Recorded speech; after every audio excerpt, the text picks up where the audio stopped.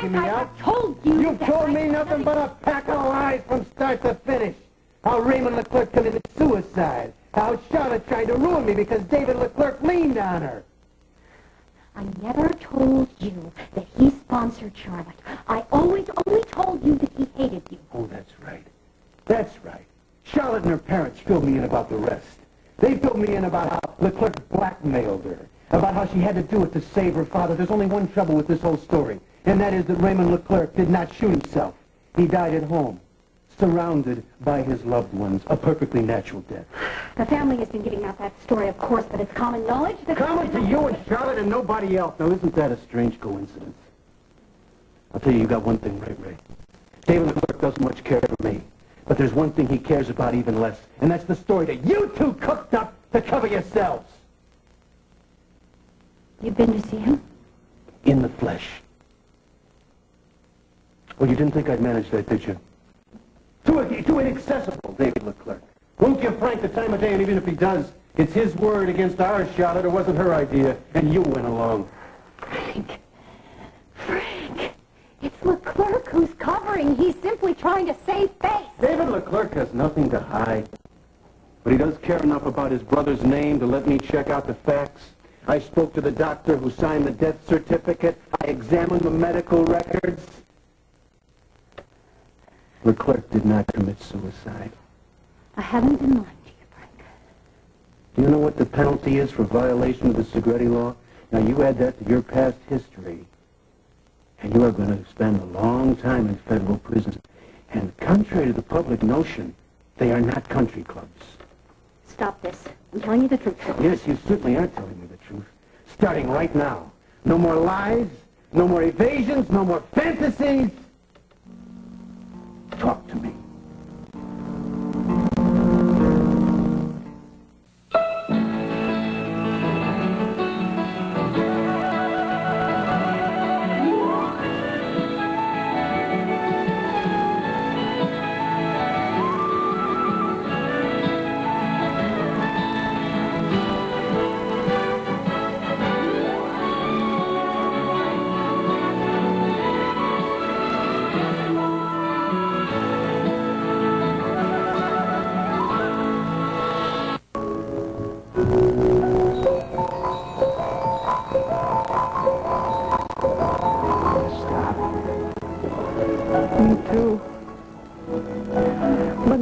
I tried to break us up. I can't take that.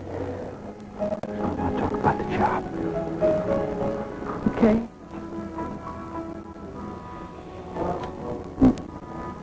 Doesn't leave us much to talk about, does it? No. What are we going to do? Go home and just stare at one another? He's staring at the wall. Might not. I'll try it if you will. Deal. Let's get the kid and go downtown, see what happens.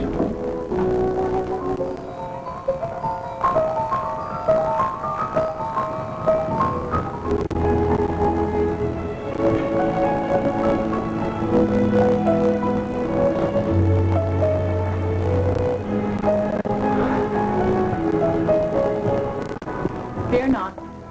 Coffee is at hand. Wasn't coffee I missed. Thank you.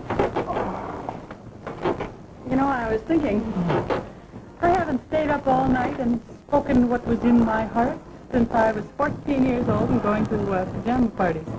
What was in my heart was a little less interesting then, though. I should hope so. It was a lovely, lovely night. Not a bad morning, either. We didn't get everything settled, but that's okay, isn't it? We saw the enemy, and he is us. Who said that? Pogo. Wise man. A splendid night. And a splendid morning. And I do love a parade.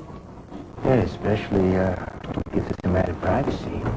You know, if Brian hadn't been looking forward to this so much, I would feel terribly, terribly guilty. Thank goodness for Jennifer's mother. How many little kidlets did she take with her? 6 or 8. Hope she knows What? whether it's 6 or 8. Ryan is fine. Jennifer's mother is very careful, and she always pins the kids' names and their addresses somewhere on them, just in case. And Ryan knows hers anyway. You see, that's another thing now. How do you keep them safe every minute? You do your best. And you try not to borrow trouble, as Maeve says. Am I doing that? What do you think? I think I've had a little too much self-revelation for one 24-hour period, didn't you? I suppose. But it was more than that, you know. I know. I thank you for it. I thank us. One more searching question. If you must. Why are you wearing so much clothes? No, you don't, because... believe it or not, my dear, your dilettante lover has to go to work today. What, on the 4th of July? As you well know, we in the media do not keep bankers' hours. Yeah, well, I happen to know that there's just a skeleton tech crew and the office is off up there, so there's nothing to do. That's exactly why poor old Wes Leonard asked for this quiet, uninterrupted time in the studio to get over his pair of cameras. Oh, yeah, good old Wes. Got a lot of guts to try again after his first triumph. I'm afraid it's my fault, though, you see. He was ready to quit, but I was mad about your phone call. I can't see why. So I cheered him on. Had I ever thought that I would hear you say what I heard you say this morning as the sun came up? I only said that I would consider coming back to WTJ. Which, of course, you can't now because Wes has your job. You mean grab it off of under him? No. I knew you'd feel that way about it. But you're right. Of course you're right. So I'm stuck with the South deal I negotiated. You know, it's a pity. We could make wonderful TV together. Yeah, maybe we still will, baby, huh? You think Wes might think better of his decision and just kind of quit?